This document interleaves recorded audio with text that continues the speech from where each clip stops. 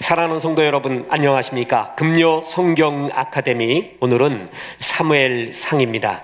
그 어떤 경우에도 하나님의 말씀은 그치지 아니하고 하나님의 말씀에 은혜가 시작이 되면 모든 치유의 시작, 그리고 하나님 역사의 시작이 됩니다. 오늘도 사무엘상을 통하여 하나님의 은혜가 충만하기를 주 예수의 이름으로 축원합니다.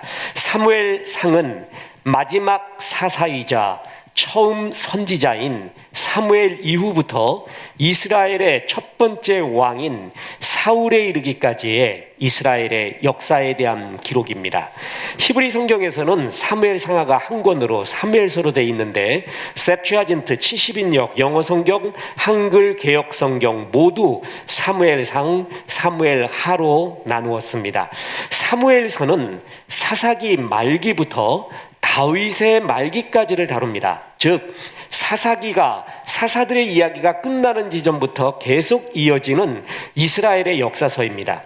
시대적 배경을 보면 주전 11세기 후반부와 10세기 초까지의 이야기며 철기 시대에 해당됩니다. 그 중에 사무엘상은 사사기 말기부터 이스라엘의 초대왕 사울의 몰락으로 막을 내립니다. 사무엘하는 다윗의 마지막이죠. 사울의 마지막이 사무엘상의 마지막 부분입니다. 사사시대 이후 이스라엘 백성들은 왕을 요구했습니다. 이스라엘의 왕은 하나님인데 하나님이 직접 다스리는 나라보다 이방 나라들처럼 왕이 다스리는 것을 요구한 것입니다. 이에 하나님은 축복이 아닌 허락을 하십니다. 허락은 조건이 있었는데 순종하는 조건으로 왕을 허락했습니다. 그래서 사무엘을 통해 이스라엘의 첫 번째 왕 사울을 세우게 하십니다. 그래서 사무엘서에 보면 세 인물이 중점적으로 나오는데 마지막 사사이자 선지자인 사무엘, 그리고 이스라엘의 일대 왕 사울, 그리고 다음 왕인 다윗입니다. 이 중에 다윗이 가장 중심에 서 있습니다.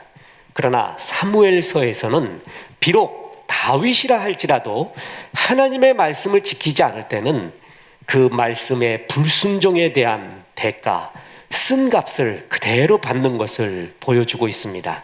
즉 사무엘서는 이스라엘의 왕이 인간이 아니라 하나님이신 것, 그래서 그 하나님께 순종하는 왕, 순종하는 개인이 필요하다는 것을 강조하는 책입니다.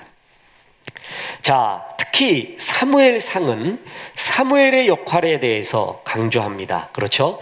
그래서 사무엘상서 아닙니까? 자, 태어나기 전에 탄생의 스토리가 있어요.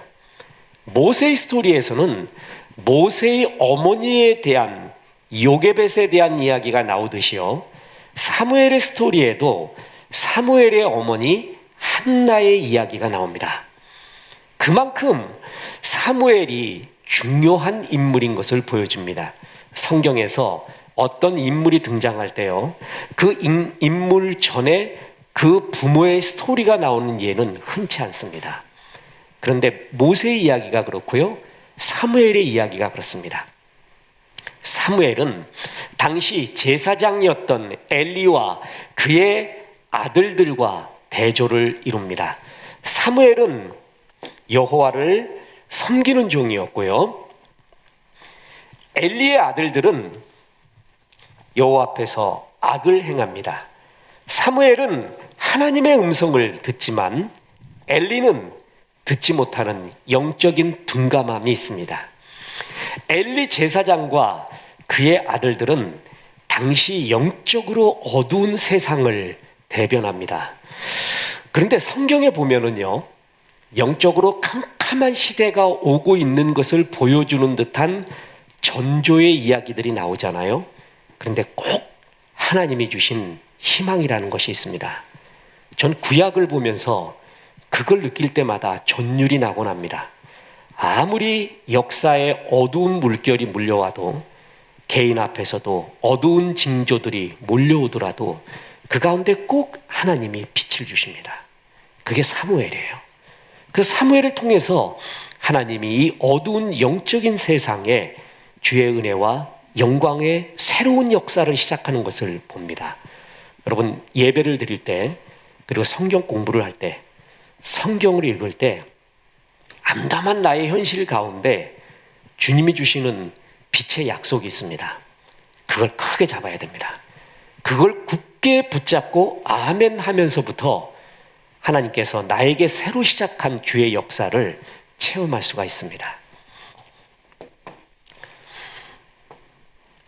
엘리 제사장의 아들들은 구체적으로 보면요, 여호와의 언약궤가 자신들을 지켜줄 것이라 믿고 블레셋과의 전쟁에서 언약궤를 가지고 언약궤를 앞장 세웁니다. 그런데 전쟁에도 패하고 언약궤도 빼앗기고 맙니다. 자, 이것은 참 중요한 사실입니다. 보세요. 하나님은 인격의 하나님이죠.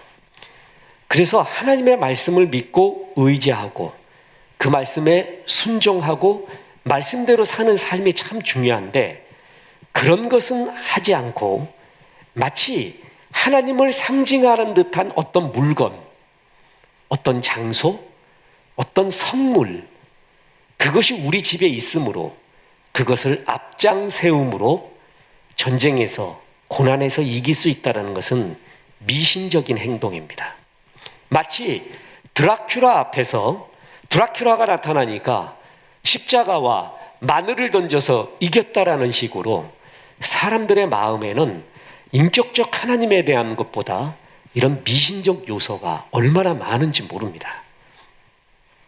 예수님이 최후의 만찬에서 썼다고 생각되는, 여겨지는 최후의 만찬의 포도주 잔, 예수님을 십자가상에서 그 허리를 찔렀다고 여겨지는 니베룽겐의 창, 그리고 언약궤, 이런 것들이 지금 세상에서 존재하고 이런 것들이 지금 눈앞에 있다면 그것 때문에 전쟁이 나지 않을까요? 특히 성경 원본, 성경은 전부 필사본입니다. 성경의 원본 쪼가리가 있다고 하면 전쟁이 나고 야단 부르스일 겁니다. 하나님이, 그 성물들이 하나님이 되는 거예요. 실제 나치들은 지금 말했던 예수님이 최후의 만찬에 썼던 포도주 잔, 예수님을 찔렀던 창, 수의, 언약궤, 이런 것들을 찾는다. 이것을 찾아서 우리나라에 갖다 놓으면 우리나라는 복을 받고 모든 전쟁에서 이기고, 현대에는 그러지 않을까요? 마찬가지입니다. 옛날에만 이런 미신적 요소가 있는 게 아니라 지금도 그것이 발견됐다면 야단이 날 겁니다. 성경 쪼가리, 원본 쪼가리 손바닥만한 거 하나가 몇 글자가 우리 교회에 있다고 해보세요. 야단이 납니다. 미어 터집니다. 그 마찬가지로 전쟁이 나니까 기도하고 하나님 말씀대로 순종하려는 그런 마음보다는 언약궤 앞세우면 되겠다. 언약궤가 앞장서는데 누가 뭐라 그러겠느냐. 그래서 언약궤를 앞장세워요. 전쟁에도 지고 언약궤도 뺏깁니다. 이 소식을 들은 엘리 대제사장은 뒤로 자빠져서 목이 부러져 죽습니다. 엘리는 그때부터 의자 인생이었습니다. 엘리는 항상 앉아 있었습니다. 그 얘기가 뭐죠? 역동성, 하나님 앞에서의 신앙의 열정과 역동성을 잃어버린 영적으로 둔감한 사람의 상징입니다. 그의 아들들은 전쟁에서 죽고 그의 며느리는 아이를 낳다가 죽는데 그 아이의 이름을 이가봇, 이게 또 구약 성경에서 참 재미난 표현입니다.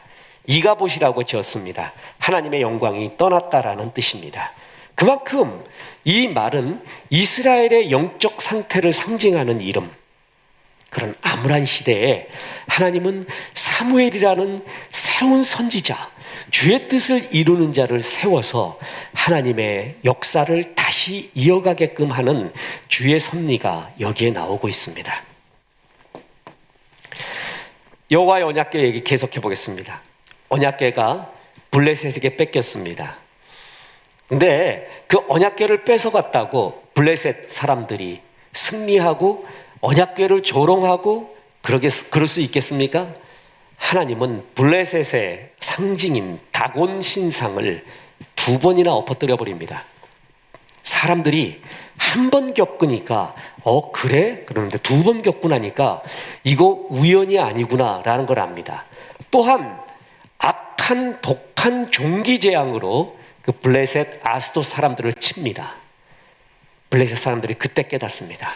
언약궤 빨리 갖다 줘야겠다. 이거 여기에 있다가는 안 되겠다. 그래서 이스라엘로 돌려보냅니다. 그 사건이 나오게 되죠. 그 언약궤가 나중에 어디로 돌아가죠? 다윗성, 예루살렘성, 시온성, 글로 돌아갑니다. 그때 다윗의 그 유명한 춤추는 사건이 나오게 되는 것입니다. 자, 그래서 사무엘서를 통해서 왕을 요구하는 이스라엘 백성 앞에 하나님이 기대하는 왕은 말씀에 순종하는 왕입니다. 순종하는 백성, 순종하는 왕. 그러나 초대왕 사울은 불순종의 상징과 같은 왕이었습니다. 사무엘이 오기를 기다리지 않고 월권을 합니다. 자기 마음대로 제사를 지내고 아말렉과의 전쟁에서 두 번이나 하나님의 말씀에 불순종합니다. 그래서 하나님은 사울을 패하시고 새로운 왕을 등장시키는데 그것이 바로 다윗 왕입니다. 자, 사무엘서 보세요. 태초에 천지 창조를 이뤘죠. 타락하고 출애굽하고 약속의 땅 가나안에 들어가서 이제 사사시대예요. 이 사사시대의 끝, 한마디로 이제 왕정의 시작, 그것이 사무엘서부터 시작이 됩니다. 왕정이 시작되면서부터 생긴 새로운 그룹이 있는데 그게 바로 선지자라는 것입니다. 선지자가 이때부터 등장을 해요. 그래서 사무엘은 최초의 선지자이자 최후의 사사라고 표현을 합니다. 그래서 이 사무엘서 보면 둘로 나눠져 갔고요. 초기는 사울, 그리고 사무엘 하는 뭐예요? 다윗. 이렇게 이야기가 전개가 됩니다. 그래서 사무엘서의 위치는 이 정도가 됩니다. 사무엘상의 구조를 보면 선지자이자 사사인 사무엘의 이야기가 처음에 등장합니다. 사무엘의 특징은 겸손하고 순종하는 사무엘, 그리고 어머니의 기도의 신앙이 나옵니다. 그 다음엔 초대왕 사울의 이야기가 나오는데 사울은 교만과 불순종한 타락의 상징. 그래서 이제 사무엘상 말기에 보면 왕의 새로운 후보인 다윗의 이야기가 나옵니다. 그는 위기와 고난 중에서도 하나님을 철저하게 의뢰하는, 그리고 골리앗 앞에서도 하나님을 의뢰, 고난의 때에도 하나님을 의뢰하는 다윗 왕의 아름다운 모습이 나타나게 됩니다. 자, 주요 신학이 있습니다. 어머니 한나의 기도로 하나님께 사무엘은 쓰이게 됩니다. 자, 사무엘상 1장 11절에 보면 서원하여 이르되 만군의 여호와여, 만일 주의 여종의 고통을 돌보시고 나를 기억하사 주의 여종을 잊지 아니하시고 주의 여종에게 아들을 주시면 내가 그의 평생의 글을 여호와께 드리고 삭도를 그의 머리에 대지 아니하겠나이다. 아들을 주시면 내가 그의 평생의 글을 여호와께 드리고 삭도를 그의 머리에 대지 않겠습니다. 모든 기도는 어렵고 힘들어서 시작이 됩니다. 그래서 이 고통을 벗어나게 해주옵소서 하는 기도는 절대 굴복적인 기도, 그리고 얕은 자기중심적인 기도가 아닙니다. 어느 누구도 이것으로부터 기도가 시작이 됩니다. 그런데 그 기도를 그렇게 시작했는데 그 기도가 깊어지잖아요. 그러면 거기서 하나님의 뜻을 발견하기 시작을 합니다. 어떤 목사님의 표현에 의하면 영통한다고 합니다. 굉장히 좋은 표현이라고 봅니다. 하나님의 영과 통하는 기도를 그때부터 하게 되는데 대표적인 케이스가 바로 한나입니다. 한나는 성경에 나오는 여인의 3대 노래를 지은, 3대 찬송을 지은 아름다운 신앙의 어머니입니다. 미리암의 노래가 있고 한나의 노래가 있고 마리아의 노래가 있습니다. 다 아름답습니다. 이 한나의 노래는 여호와 위대한 주라는 주제로 한나가 하나님 앞에 노래 부르는 장면이 나오는데, 한나는 한마디로 기도의 어머니였습니다. 자식이 없는 아픔이 있었죠. 그런데 이때가 사사시대라고 그랬잖아요. 사무엘이 이제 선지자 왕정을 시작하고 사사시대는 영적으로 암울했습니다. 그래서 그랬는지 남편 엘가나도 다른 부인 분인나가 또 있었습니다. 이것이 사사시대에 아주 암울했던 상황이에요.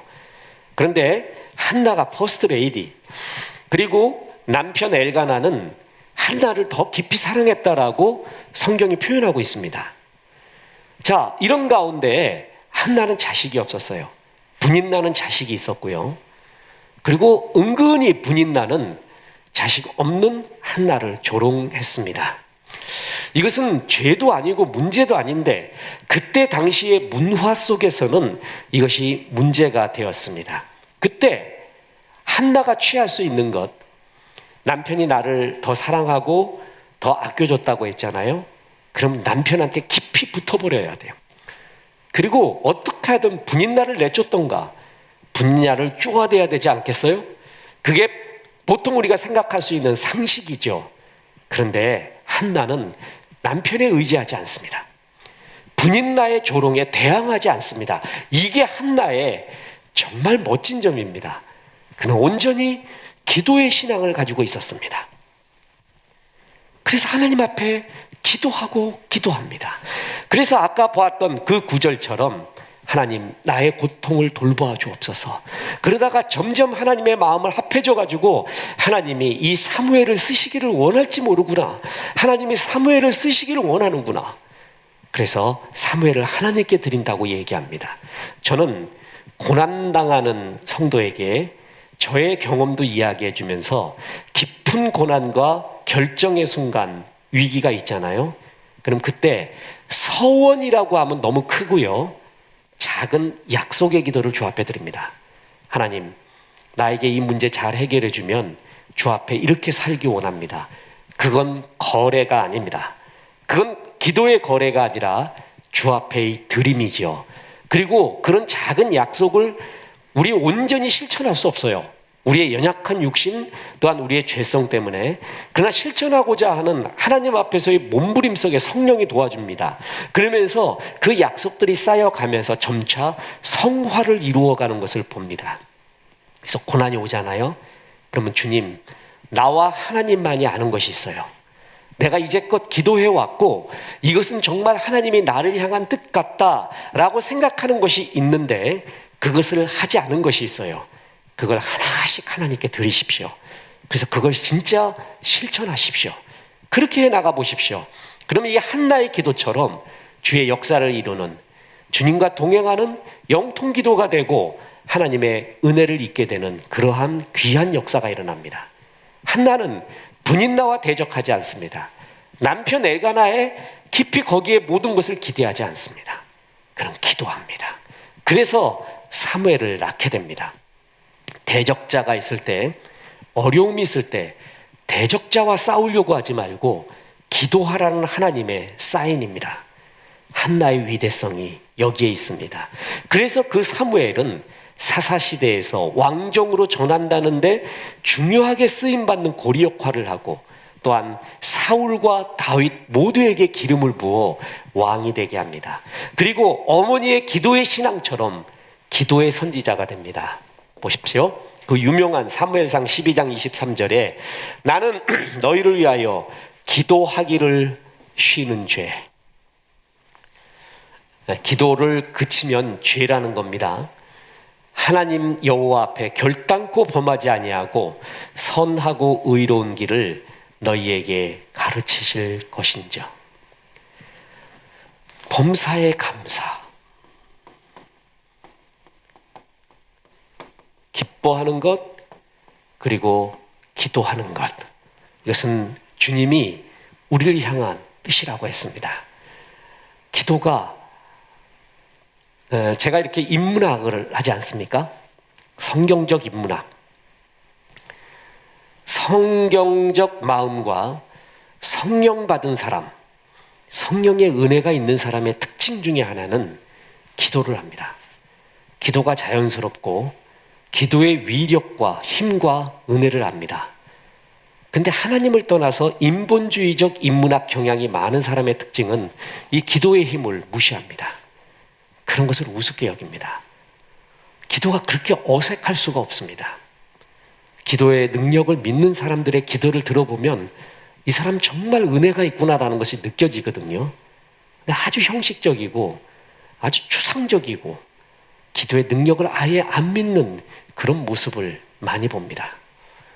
기도하는 것을 쉬는 것은 죄입니다.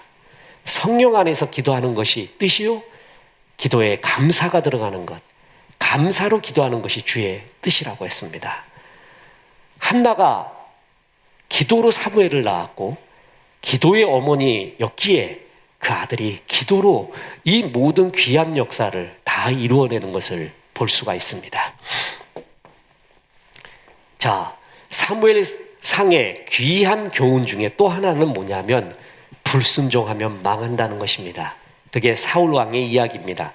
사무엘상 15장 26절에 보면 사무엘이 사울에게 이르되 나는 왕과 함께 돌아가지 아니하리니 이는 왕이 여호와의 말씀을 버렸으므로 여호와께서 왕을 버려 이스라엘 왕이 되지 못하게 하셨음이니이다. 신명기 여호수아 사사기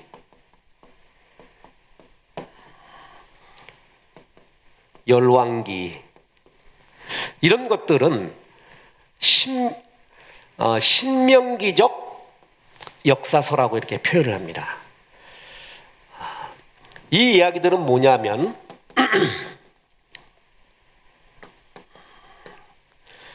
신명기의 중요한 하나님의 말씀이 뭐죠? if, then입니다.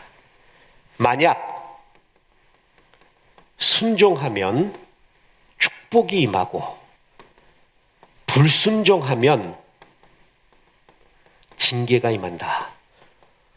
그래서 이 이야기들의 심층 구조를 보면은요, 전부 이 얘기입니다. 여기에는 다윗 왕도 예외가 아닙니다. 어떤 사람도 예외가 없습니다. 하나님 앞에 순종하면 주의 축복이 임하고 불순종하면 징계가 임하는 이야기. 이게 여기에 나옵니다. 왕이라 할지라도 초대 왕 사울이 불순종과 교만의 죄를 범하게 됩니다. 왕이 여호와의 말씀을 버렸으므로 여호와도 왕을 버립니다. 그래서 이제 이스라엘의 왕의 자리를 내려놓아야 합니다. 이것이 사무엘서 주제입니다. 다윗이 주 앞에 충성할 때 얼마나 잘 됐는지 모릅니다. 범죄하기 시작하자 다윗 왕이라 할지라도 그런 말도 못하는 징계의 눈물 속에 살게 됩니다. 우리는 하나님의 말씀의 이 한 부분을 깊이 마음에 새겨야 됩니다. 고난, 징계는요, 이해하기가 참 어려운 것이 많을 수가 있습니다. 베드로 후서에 의하면 고난은 크게 세 종류입니다. 내 죄 때문에 오는 고난이 제일 많고요.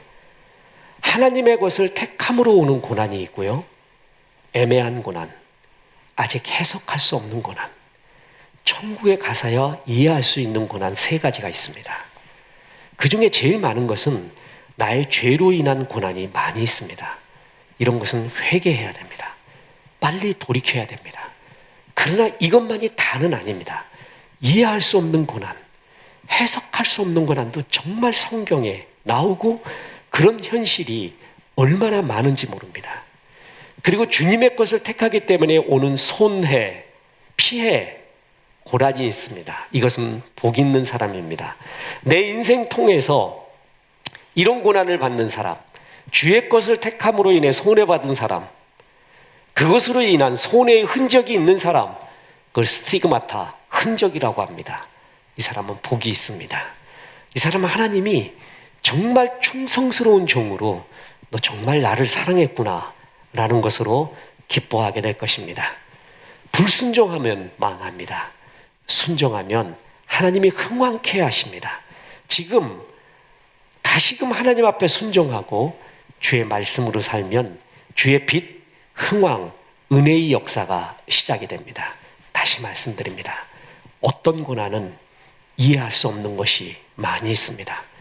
욥의 고난이 그렇고 하박국이 그 얘기를 했고 시편 78편의 주제 또한 그러합니다.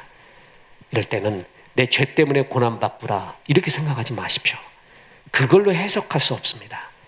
그럼에도 불구하고 무조건 고난을 극복하는 첫 번째 길은 주의 말씀에 순종하고 주의 말씀을 경청하는 것입니다.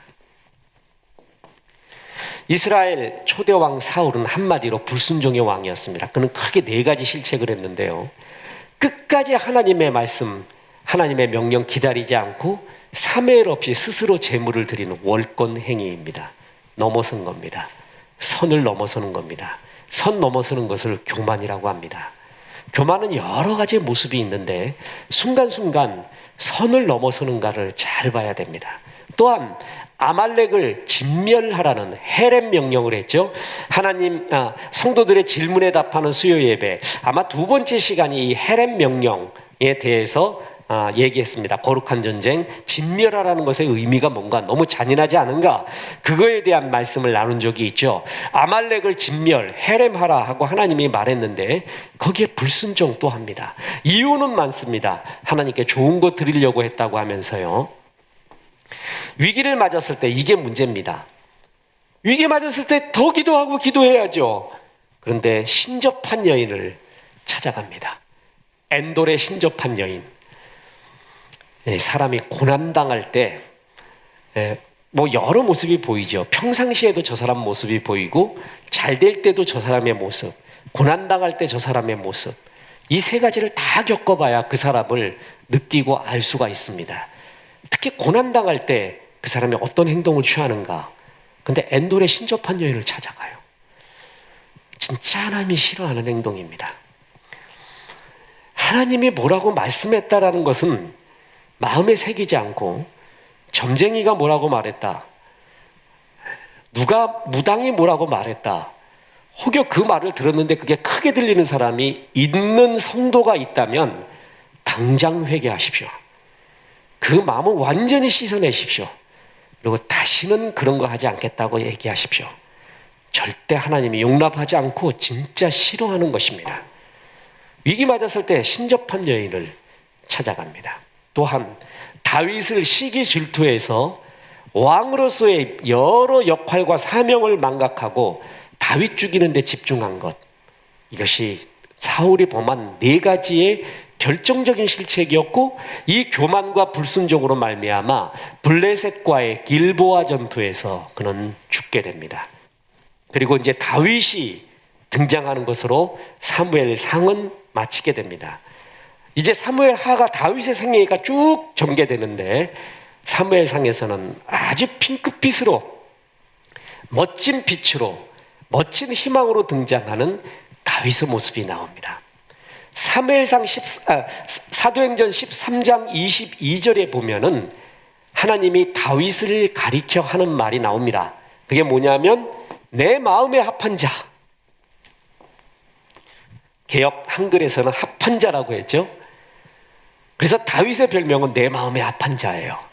얼마나 영광스러운 그러한 별칭인지 모릅니다.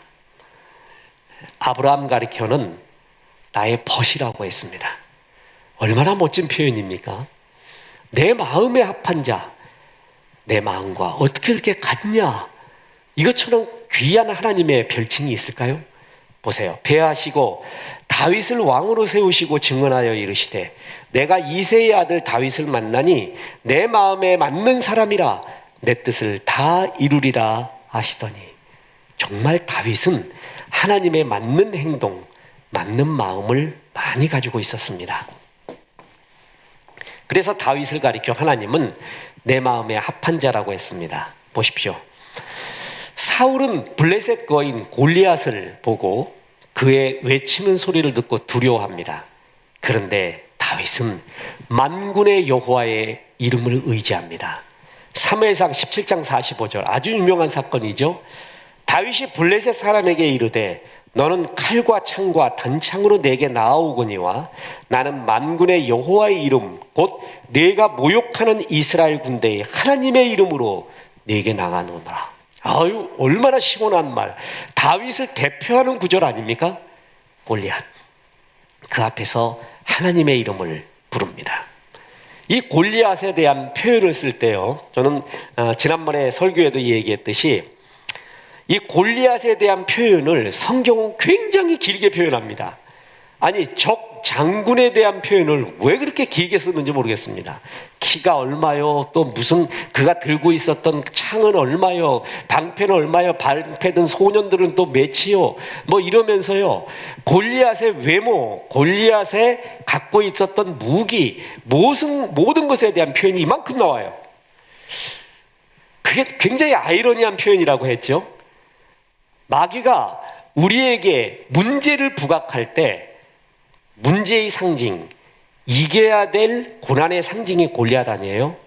근데 우리가 보기에는 이길 수 없는 난공불락 같아요.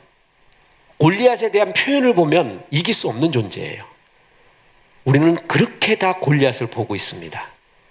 그런데 완샷에 날아가지 않습니까? 제가 이거 보면서 전에 영화 인디아나 존스 1편인가 2편에 어떤 그 칼을 든 장수가 하나 나왔습니다. 인디아나 존스 앞에서. 얘가 막 춤을 춥니다. 그리고 온갖 폼을 다 잡습니다. 그리고 덤벼 그랬더니 인디아나 존스가 총 한 방 땅 쏘아버려요. 그렇게 준비운동하는 놈이 완샷에 날아갑니다. 얼마나 아이러니하고 웃겼는지 모릅니다. 골리앗이 그 꼴이에요. 성경에서 얼마나 그를 길게 표현했는지 모릅니다. 그 길게 표현한 의미가 뭔지 아세요? 너는 너의 문제를 그렇게 보지, 너는 항상 네 눈앞에 그런 문제가 있다고 생각을 하지, 네가 이길 수 없는. 그런데 다윗을 봐라. 하나님의 이름으로 갈 때 완샷으로 날아간다. 얼마나 통쾌한 이야기입니까? 여러분, 파리 잡을 때 파리 장갑이라고 아십니까? 요즘도 그렇게 잡는 곳이 아직도 있다고 합니다. 파리란 놈이 왔을 때요, 파리 장갑은 여러분 그냥 고무장갑, 투명 고무장갑이라고 생각하면 됩니다. 거기다가 물을 집어넣어 갖고 매달아 놓으면은요, 파리가 날라와 보니까 거기 물에 비친 자기의 모습을 보이거든요. 엄청 크게 보여요. 매미만하게 보여요. 야, 여기 대빵이 있구나. 여기 형님이 계시는구나. 안 되겠구나. 그리고 도망가 버린대요. 그게 파리 주머니, 파리 장갑이거든요. 마귀는 항상 우리의 문제를 크게 보이게끔 만듭니다. 꼼짝 못하게 합니다. 오금이 저리게 합니다. 싸워보지도 못하게 합니다. 그래서 무기력하게 만드는 것이 마귀의 책략입니다. 다윗이 이것을 만군의 여호와의 이름으로 끝내버립니다. 보십시오. 야, 골리앗 저렇게 커서 이길 수가 없다 하는 사람과 다윗은 이렇게 본 겁니다. 골리앗 무지하게 크구나. 내가 물맷돌 아무한테나 던져도, 아무데나 던져도 너한테 맞겠다. 벌써 사고가 다르죠? 하나님의 이름을 갖고 있는 자의 긍정적 사고. 보십시오. 다윗은 골리앗이 없었으면 다윗이 될 수가 없었습니다. 다윗이 다윗 될 수 있었던 것은 골리앗을 이겨서입니다. 진짜 이런 말 표현하기가 괴롭지만 어떤 고난은 위기입니다. 그러나 어떤 고난은 기회입니다. 이것을 살짝 뒤집으면 기회를 가장한 고난이 있다는 것이죠. 그것을 이겨야지만이 내가 일어서요.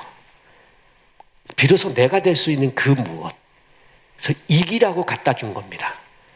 어떤 고난은 이것을 이겨서 다윗이 되라고 갖다 준 골리앗의 고난이 있다는 것이죠. 그것을 분별해야 됩니다. 그리고 정말 주 앞에 기도해야 됩니다. 그래서 다윗처럼 여호와의 이름으로 이길 때 비로소 내가 됩니다. 비로소 다윗이 됩니다. 골리앗 아니라 골리앗 손자와 증손자만 나타나도 도망가고 항상 떨었던 나.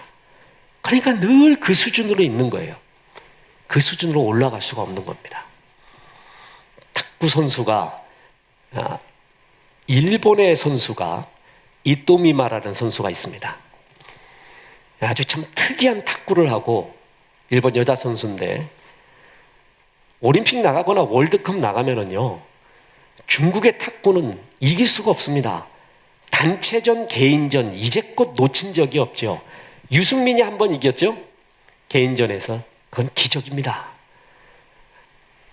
중국은 영구하고 영구해서 절대 안 뺏깁니다. 거의 중국의 국기 같은 것이 바로 이 탁구입니다.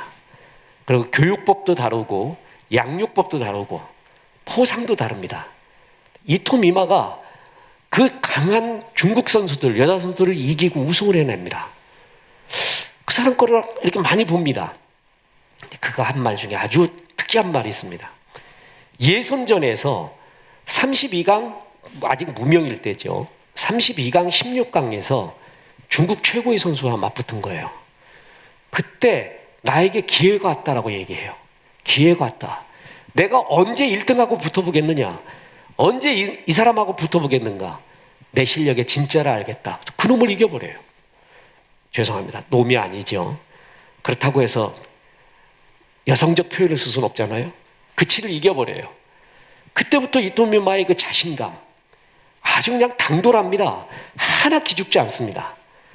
그 앞에서 톡톡 치면서 완전히 자기의 기법으로 쳐내가는데, 예선전에서 1위하고 맞붙었다. 기회가 왔다. 내 실력의 주소에 기회가 왔다. 그 정신. 다윗이 그래서 다윗 된 것입니다. 하나님의 이름을 부르며 이겨갑니다.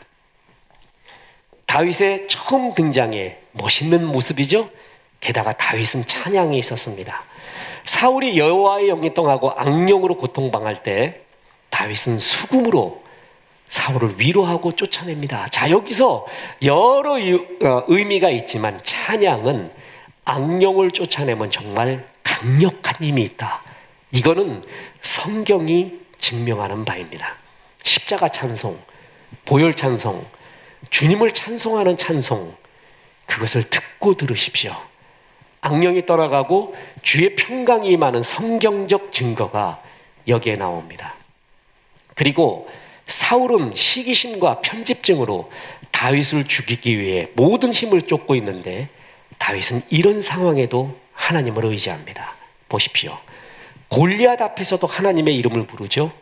도망갈 때도 하나님을 의지하고, 그리고 절대 하나님이 세운 사울이라 하여서 그를 자기 손으로 대지 않습니다. 사울 왕의 권위를 인정합니다. 2번이나 죽일 수 있었지만 손대지 않는 다윗의 그 아름다움. 그래서 하나님이 결정적인 위기에서 다윗을 구해줍니다. 다윗을 왕이 되는 정통성을 갖게끔 하나님이 도와줍니다. 그 도움 이면에 다윗 또한 하나님의 권위를 인정하는 주의 은혜가 그에게 있었습니다. 이렇게 사무엘상은 타락한, 교만한, 불순종한 사울 왕의 몰락으로 막을 내립니다. 사울 왕은 영적으로 둔한 자, 그리고 교만한 자, 불순종한 자의 상징이 되었고, 다윗은 하나님을 전적으로 의지하는 하나님의 사람으로 등장하는 것이 사무엘상 마지막의 이야기입니다. 이와 같이 하나님 앞에 충성스러운 종이 되어야 되겠구나, 하나님 마음에 합한 자가 되어야 되겠구나 하는 마음을 사무엘서 통해서 가지시고, 이런 다윗처럼 승리의 삶 사시기를 주 예수의 이름으로 축원합니다. 기도하겠습니다.